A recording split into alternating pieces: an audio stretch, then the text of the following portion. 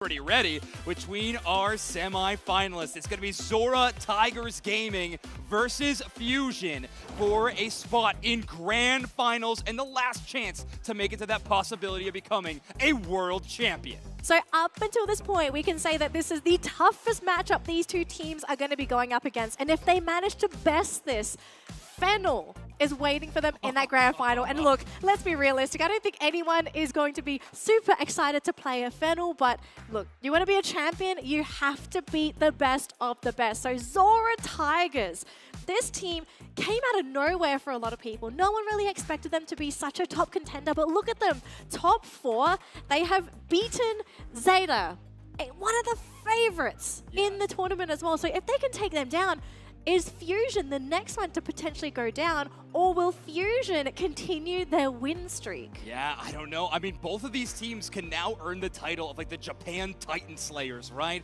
I mean, Fusion taking down at that point Kabi-chans in the grand finals of AOS Cup, and now Xora Tigers Gaming taking down now Zeta Division in that top 4 spot. So, or sorry, top 8. Moving into that top 4. And this draft being very interesting so far. This opening draft, I'm looking at a lot of extremely powerful Pokemon on the side of Xora Tigers, whereas for Fusion, they're playing it safe. Defender, supporter, and the fact that they had the Buzzwole, I think Fusion with the Buzzwole, they have managed to really use this Pokemon to its maximum potential, and it's a great brawler against some of these squishies. Whoa, okay, we got Snorlax locked in for Ward. Wow. Very interesting. I mean, a defender that has essentially no pick rate whatsoever in our tournament. Ward does have some stats on it, so clearly in some of the off-broadcast games, Xora Tigers Gaming will bring it out to play. But it will be that Scyther pick locked in for Fusion. They love these bug types, specifically Anemo. Yeah, Anemo's fantastic Scyther. I love the way that he plays this Pokemon. Very sharp with his decision making, especially when he's trying to go for a particular target. And Sabine, this man's got to be shaking in his booth right now thinking, oh gosh, where is Anemo going to be? But I think even the Buzzwole is going to be a potential Pokemon that will try to dive him as well. Now, I have questions, just like you, right? This Snorlax coming out from Ward. We know Trevenant's still in the pool. We still have Mamoswine in the pool as well. Why Snorlax in this particular matchup? Are they maybe trying to do something like a little cheeky invade? Oh, they definitely could. We don't see any movement speed items from the Snorlax, nor in X speed. Usually we'd see something like that from an invading Snorlax. Yeah. The decision to me seems to lead into an early game laning phase decision. Snorlax and Inteleon are both notorious for their last hit secure, even in the early moments of the game. Specifically, Sobble, unbelievable secure for just being a first stage evolution, and Snorlax's tackle is both a great secure option and early game crowd control. This is going to be awesome for them in the bottom path. Xynews has been known to make this Chandelure work despite having tough matchups, and a slow game, early game is Litwick. Well, that's going to be a tough bit of competition. Yeah. Just like this match is going to be, Danley. Let's get into it. Game number 1, Xora Tigers Gaming and Fusion. Oh boy, this is going to be an absolute treat of a matchup. And just taking a look at the lane so far, nothing too crazy. Not looking at any invades either, so it's going to be a very clean matchup. Or maybe we're going to be seeing some cheeky stuff from Kia, thinking about it, but instead wanting to press the attack there. With tempo, just trying to do what they can there onto Jong. Slow down this little Charcadet and if possible, prevent the evolution. And Buzzwole, best bully to do so. Yeah, this is one of the first times we've seen Charcadet in path, and honestly, it doesn't do too bad. A decent amount of secure options, but it's going to be tempo, starting things off with a bit of momentum. That Buzzwole dealing that damage. You see that blinking gauge below their HP bar. Their Beast gauge is full. The next Fell Stinger they land will do tremendously more damage than the base attack. Yeah, so both teams just going to disengage for now. Reset, maybe reconsider what they're going to do. We do have the Scyther up there, so Anemo ready to assist if they want to try and push the issue in that top lane. And it's definitely going to happen, especially when we do have the Swablu and Altaria pop in. So Anemo ready to secure this for the team. And here we go. They have come in, and yeah, Jong's like, guys, nah. Yeah. I want to live today. Yeah, Lava Plume not really going to take a lot of that experience, at least not in the face of a 3-team member of Fusion. In the top side, we do have the poor Chansey having to make an escape, but it will be a level 6 Scyther after a big score. Good early pressure from Fusion so far. Oh, if Kia steals this, that would be very bad, but unfortunately not going to be enough there. It looks like the Snorlax has come in. Ward trying to slow Kia down, but too speedy there on that Eldegoss. Meanwhile, Leafeon in the enemy central area and actually will be going down to Artemo. Quick feet, not quick enough for this Leafeon. The Scyther 1-0 in that speedster matchup. Yeah, Leafeon able to at least take the red buff, but Scyther taking that right back by knocking out that opposing Pokemon and transferring the buff over to it. So Anemo having a great start to this matchup, roaming all over the map, but that's going to make things tricky. Huge snipe shot for Subin. The second one does go wide, and that means Tempo! Tempo getting this fight started, though, taking the fight up close and personal on this Buzzwole, and Chong will not be able to run. Tempo is creating tempo for his team. He is massive on this Buzzwole, just beating people down. And for Xora Tigers, just the way that they've built up their entire composition, they don't really have anyone outside of that Snorlax that can stand toe-to-toe with that Buzzwole. So they're going to have to try and figure out a solution when it does come to dealing with tempo in those team fights. Yeah. Will it have to be Sabine with the potential pokes and prevent him from coming in himself? Or is it going to be some kind of burst potential? We don't know yet, but this Buzzwole is a problem for this team so far. All right, Emerald two-step will start things off with the KO. So Xora Tigers Gaming finally with a bit of wind beneath their sails. KO trying to defend the goal zone against 3, but that's a KO streak of 2 for this Leafeon. Right. Fuel gets the work. Ghostfire versus Ghostfire right below the goal zone, but that will be 6 in, leaving this goal zone at 3. A small overload, but still breaking the goal. Xynos thought he was safe. He even stuck around as well. Very big loss for the team there to lose the Chandelure. Really don't want to lose your attacker there if possible. Have them just looking for that experience, but look at the Snorlax, the sleep onto Artemo. Beautiful play. Love how Ward is doing such a diligent job in protecting Sabine. He understands how pivotal Sabine is in these fights, especially with the snipes. And oh my gosh, there's the follow-up from our from Jong, and he just comes in, triple KO, grabs everything, the buffs, the experience. How is Xora Tigers so clean?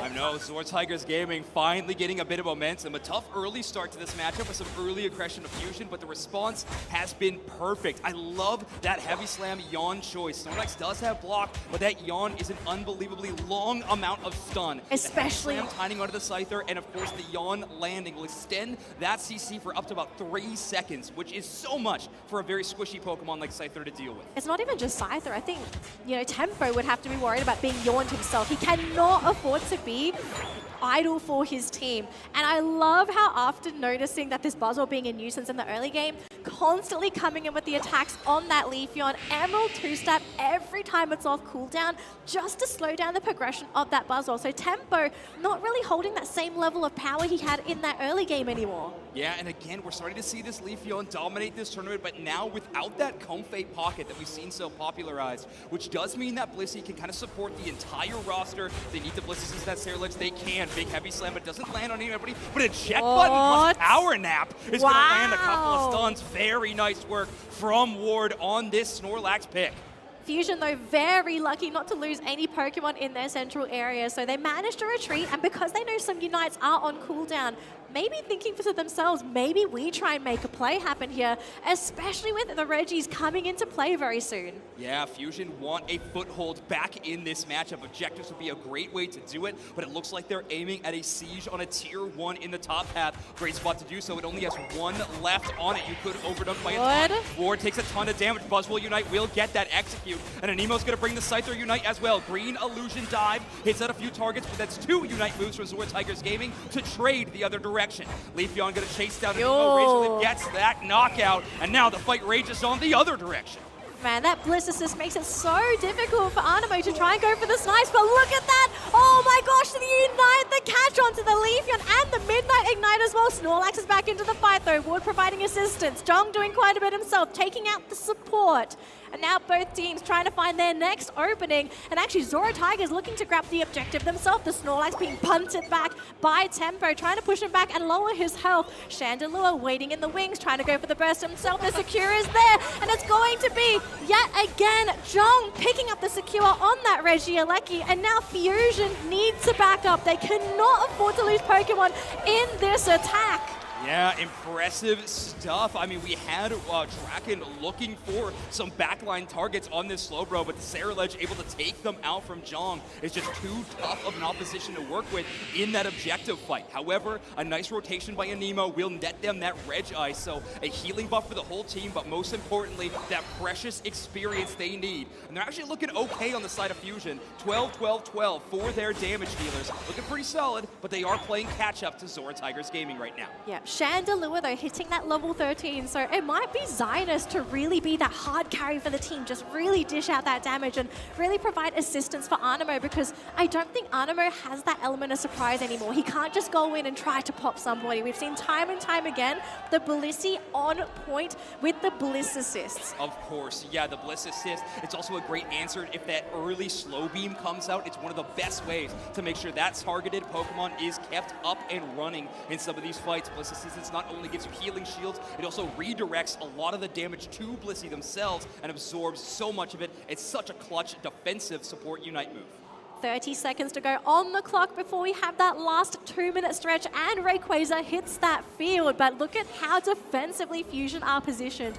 They are so afraid of being picked off and sniped off, and I do not blame them. The poke potential on Sabine, if too many of those snipe shots connect, they're going to take critical amounts of damage, and because you have Eldegoss, you don't have a quick healing support. You can't afford to take big hits like that. Yeah, you can maybe take one, right? You have that Cotton Cloud Crash, which is going to be restore all of your HP, but that's such an expensive resource in a situation like that. Fusion with a long rotation around to this top side to control that map, mostly to shut down Mule on this Leafeon. They don't want that free flank into the backline that could be devastating for the Chandelure or the Scyther to have to deal with.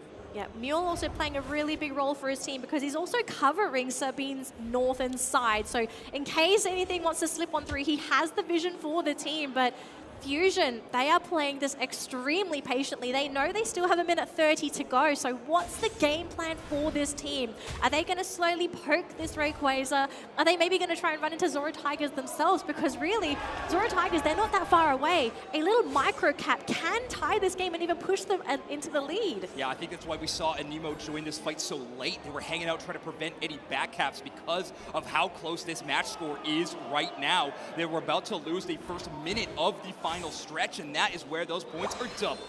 Snorlax going to finally hit the Rayquaza just a little bit to apply a bit of pressure. And then Imprison is going to lock them down. Where all eyes are on Tempo at the moment now. He's looking for a big They flank. found Tempo! They're hit by that heavy Slam Yawn. That Buzzwole is immediately down. Power Nap into the middle. Ceruledge, Ren clears some space. Surf going to stop and does lock down the Ceruledge, but they don't get the KO. Let's see, healing's going to keep them up for long enough. Draken, Anemo, and KO trying to hold things down, but that is so much to make up for. Ward is going to run, get knocked out with the Leafeon. Will put in a hundo burger. They're going to continue the fight here, though. Draken really wants Sabine, and this Bliss, he's already used that Bliss assist. Anemo's still here. If he can try and get the jump onto Sabine, this could be huge. Going under the support instead, getting rid of the Blissey. The support would be massive, but I don't think they can find them. Tempo is back. He's finally come back into this game. Leafeon is out of the picture, and Rayquaza is dropping low. At this point of the game, you would need to have a player not only at Rayquaza, but also at a goal zone. Tempo will secure the Rayquaza on that Buzzwole, but it won't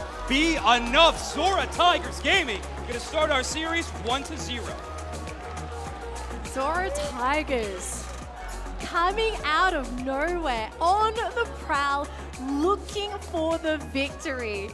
Unbelievable. I mean, what a great response. The Bliss assist was there. Yeah, Bliss assist was there. We even saw a nice little heavy slam yawn combo to really start things off with Ward on that Snorlax. So great to see early success on that Pokemon in particular, because it is a pretty wild pick. As good as it looked, trust me folks, we don't see Snorlax this often at all.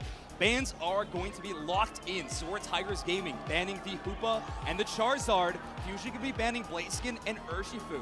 One interesting thing to note here, Fusion losing game number 1 means they had choice of side for this game, and they chose second pick to have both last pick and these back-to-back double picks.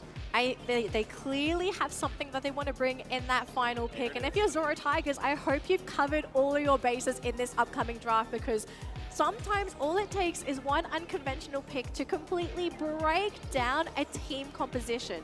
So for Xora Tigers, clearly they want to pick up something that they're comfortable with, right? So I think Zhong did a fantastic job on the Cerule Edge. Every opportunity he was given, he took it.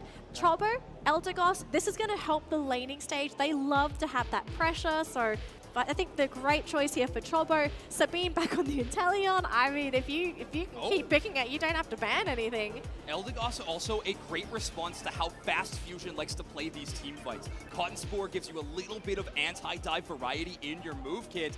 And there we are. The Cramorant pick for Zinus is interesting, and Anemo is going to lock in this Mimikyu, a Pokemon that is usually phenomenal into speedsters and dive Pokemon. Gyarados and Ceruledge not necessarily fitting that bill, but can still play in similar fashions. It'll be Tempo locking in that Pokemon. And if Fusion is putting their hopes in one player in particular, it's gotta be Tempo. One of the most gifted mechanical players this game has ever seen. And now they are locking in one of my favorite Pokemon in the Mimikyu. I think a lot of people love that Mimikyu pick, but is it enough, right? Even though Mimikyu can be a monster in the laning stage, and even in the mid game as well, when given the opportunity, it can come in and really dish out that damage. I fear that there still might be a little bit too much on the side of Xora Tigers Gaming. Zhong is going to be playing up on that Gyarados in that top lane, right? So there's a top lane Mimikyu versus Magikarp matchup.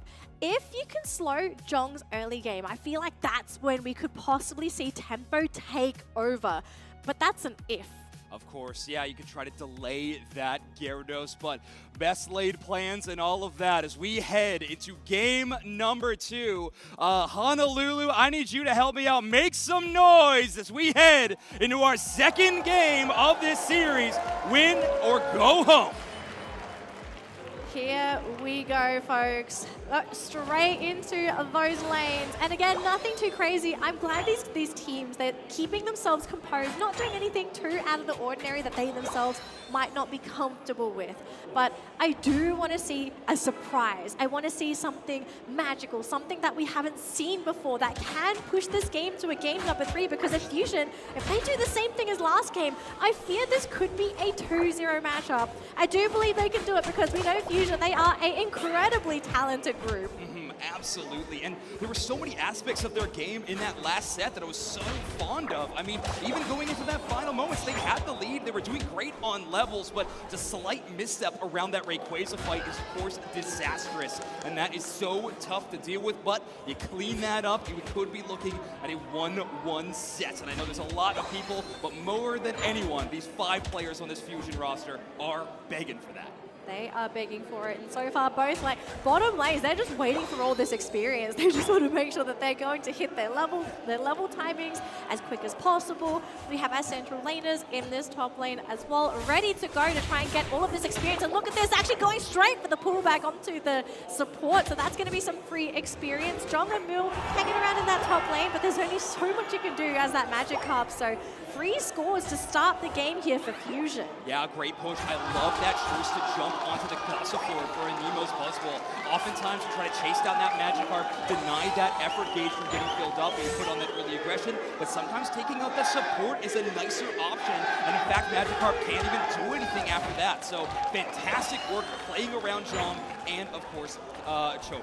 And we are looking at an 8-minute evolution as well, so definitely not the fastest Gyarados we have seen in the tournament thus far, which is what Fusion want. They don't want Zhong to snowball off the bat, because we've seen what happens with Gyarados is when given the early evolution. And actually, mid lane, we're seeing another battle here as one of the supports already taken down for Xora Tigers, and they're going to keep chasing for that Cramorant. It's going to be 2 for 1 so far. Looks like the Snorlax setting up for the team as well. Does Buzzwole, Anemo can't find that opening, instead pulled back, and gonna be shut down as well. Xora Tigers, their fangs are out. Xora Tigers Gaming gonna reduce this goal zone just to 8 after that play. I mean, clinical how they took down those targets one by one. Tempo with that play rough is in pretty deep. And of course, that slap shot's gonna hurt. I don't think we see them make it back to the goal zone. But with the Blissey assist, they might be able to push this fight a little bit further. Play rough gives you invulnerability frames. They're able to avoid a lot of that damage, but not when you're not using it. What a shot from Subin. Oh, the snipe shots coming in from Subin. The fact that they're landing. They could have kept the Mimikyu up, but just the threat of this Inteleon, you cannot leave this Pokemon unchecked because it does so much damage, especially with the fact that the snipe shots, the further you are, the more damage it does. Exactly. Being on the receiving end of those things is not something I would wish upon my worst enemy, Spraggas. But I would not wish that upon them, of course. Kea takes a bit of damage, has to defend this goal zone, but they're going to have the help of the Regirock buff their teammates got in the bottom path. Tempo trying to defend this goal zone, tougher to do with that play rough since it is, in fact, single target. Shadow sneaks onto Subin, but it's not enough. Regieleki will land, and Xora Tigers Gaming are going to be racking up these AOS energy scores. Racking up the AOS energy, getting the experience as well, but they're not too far ahead. Fusion are actually doing a really great job keeping up with the macro. We haven't seen a lot of Xynos in this match, and it's mostly because he has just been hunting all those wild Pokemon to make sure that he's able to stay toe-to-toe with Xora Tigers in the level department. The rest of the team, they are trying to hold the fort here, and we do have that Slowbro and the Buzzwole. Mimikyu there with the Unite, they do get Sabine, so there's going to be no more snipe shots, as well as the Eldegoss. So two of the backbone of this composition down and out, and even the Gatling Gold missile comes out as well. Xora Tigers, they may have finally been halted. Yeah, Fusion get a foothold as they take down a few targets. My favorite play in that entire match is from Tempo in that engage. They use the Unite move so early to lock down that Inteleon. A lot of people like to wait for a big Unite move or something that you could shut down, but in fact, sometimes just forcing a fight to be 5v4 is so much better for your team. Great call by Tempo. They might be pretty low level in this matchup right now, but they're starting to catch up. They can absolutely catch up, especially if they can keep coming up with those very crafty plays. Play with Xora Tigers' feelings and really coax out the backline, put them into a more manageable position. I love the fact that after that one fight, Fusion, they are hunting. They're not going to sit passively on their heels. They're looking for more, and they want to do this because they want that map control. They want Xora Tigers to not feel safe. Yeah, I like this play from Fusion. They read the Regieleki play by Xora Tigers Gaming, and they're going to all rotate towards the bottom path. Chobo is going to attempt to defend that goal zone, but held by a telekinesis from Draken is going to be just enough to rein in these points, and that's a tier 2 goal zone broken. Fusion now going to have time to recall and defend against this Regieleki. No worse for wear. No worse for wear, and this is going to be an issue for Xora Tigers in that late game because the home base is now exposed. So not only do they have to manage that top lane, but home base, that being exposed, it's extremely far. It requires a very fast Pokemon to go back home and defend this. Bottom lane, there's tier 1. They really want to break it, Xora Tigers, but can they do it? The Gatling Golbit's there to continue to zone them out. Xynos, his Unite has been so crucial in ensuring Xora Tigers can't fight where they want. Yeah, what a credit to Cramorant Unite move that even with a Unite they moving caught Snorlax the Mule! other way, it still hurts. Blitz Assistance is on that Mimikyu, so that damage buff enough to take out the first KO. Play with me onto Ward, and together the team will find the KO on the Snorlax. Yet another falls, and Anemo starts picking up some steam. Fusion, they are smelling that game number 3. They are feeling it, and they are looking like they could very easily take this game, as they have won the past couple fights very convincingly as well, especially with the way that they are picking off Xora Tigers. Fusion have to keep this up. They have to keep up the aggression. They can't sit on their heels, even though they are looking pretty in their current position, because we know for a fact Xora Tigers, they will look for you if they need that experience as well. And they actually managed to catch the Slowbro there with the Yawn. They're going to try and hang around. Unite is used there onto Jong, that Gyarados. He will stick around the Cerulean. They're using the Unite to maybe try and zone again, but the team is here. Slowbro is down, and actually, they're just going to back on out. It's a 1-for-1. That's a lot of resources used just to knock out a Slowbro, and Tempo's going to walk away with 2 KOs, so I don't think Xora Tigers Gaming is happy with that exchange at all. Fusion hold on to that defense. They do allow that 1 score because of a nice yawn from Ward, but other than that, they hold on. I like that play from Draken, hiding out in that tall grass forever on that Slowbro with the sole purpose of defending that tier number 1.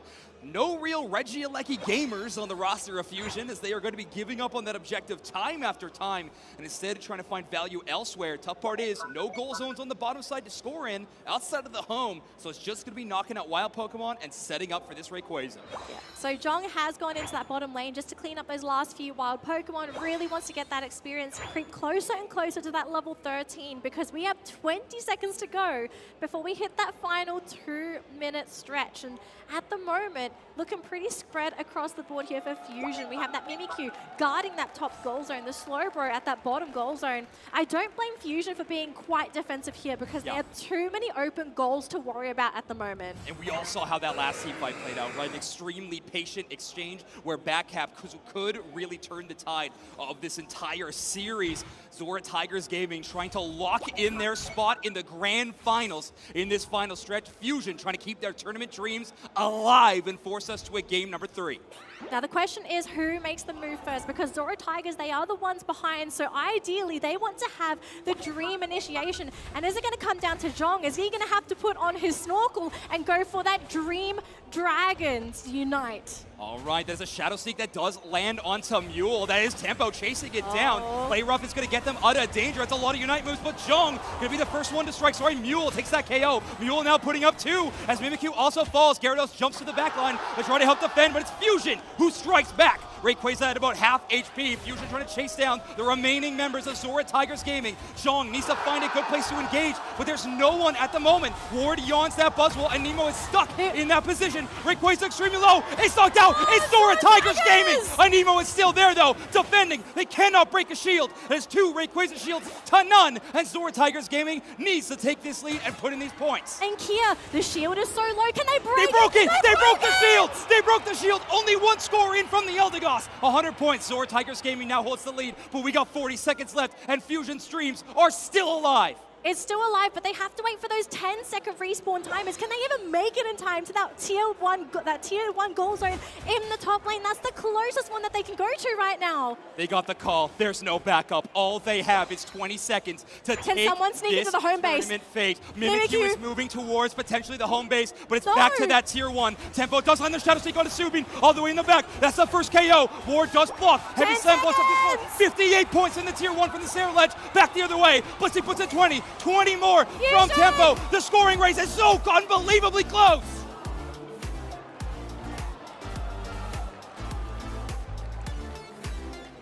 I am